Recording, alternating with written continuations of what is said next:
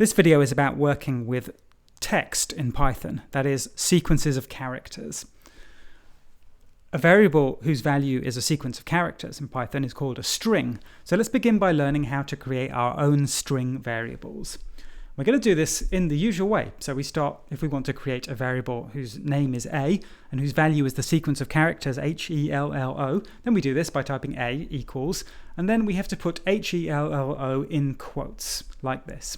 You can either use double quotes like this or single quotes like this. Both are fine. The characters in a Python string don't just have to be ordinary English characters. You can use digits, symbols of any kind in your Python string. Finally, just to demonstrate that it doesn't make any difference in this case whether we use single or double quotes, I'm going to show you that A really is equal to B by using two equal signs to test that A is equal to B. You can see I get the result true. We've seen the type function, which tells you the type of a Python object before. When I run type on my variable A, I get the result str, which is short for string. Now, Python has many ways to work with strings. We're going to see only a handful of the most important. And one of these is that we can use the plus symbol to concatenate strings.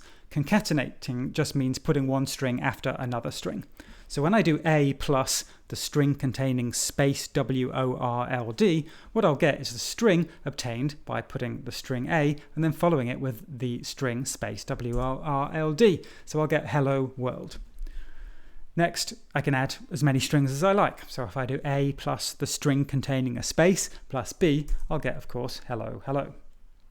You can get the length of a string, that is the number of characters that it contains, with the len function. So len of A will be 5 because A contains the 5 characters HELLO.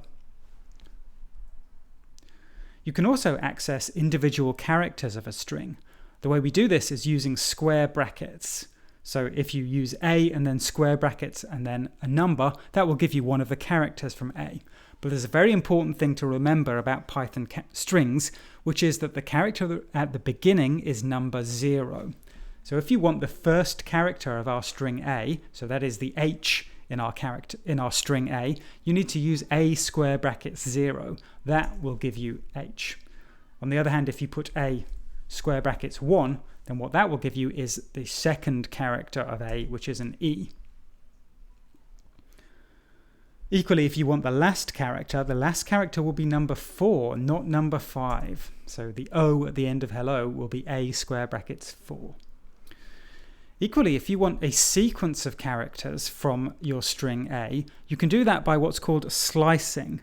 So if you want characters in positions x, x plus 1, x plus 2, up to y minus 1, then you can do that with A square brackets x colon y. That's called a slice of the string A. So as an example, if we do A0 colon 3, that will be characters 0, 1, and 2 of A. So in other words, HEL, like this. Or if we do A1 colon 5, that will be characters 1, 2, 3, 4 of A, which is ELLO, like this. Now, this notation might seem a little bit strange to you. I mean, why do we include X but exclude Y? And the answer is that this is just a Python convention, but it does have some advantages. For example, it makes it easy to work out the length of a slice of a string, because the length of A square brackets X colon Y is Y minus X. Here, for example, we did A square brackets 1 colon 5, and the length of the resulting string was 5 minus 1, which is 4. Okay, let's look at getting input from somebody using one of our programs. For example, we might want to write a program which gets some kind of input from a person who is using that program. You can do that using the function called input. If you call input with an argument which is a string, then what Python will do is print out that string, wait for the user to type something in and press enter, and then return what they typed. So let's run this first code cell to see what happens. So first of all, as I said, it's printed the message type something and then has a box for me to type something.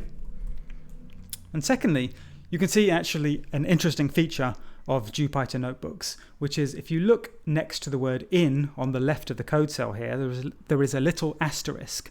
And that means that this cell is still running. So it's waiting for me to type something in and press enter.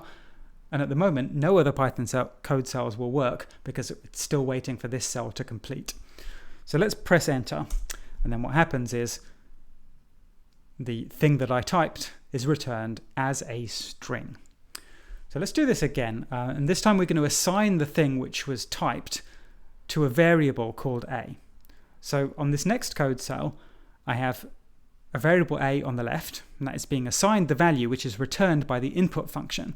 And the input function has as its argument, think of a number. So what's going to happen when I run this cell is that the message think of a number will be printed, and I'll get a box to type something in.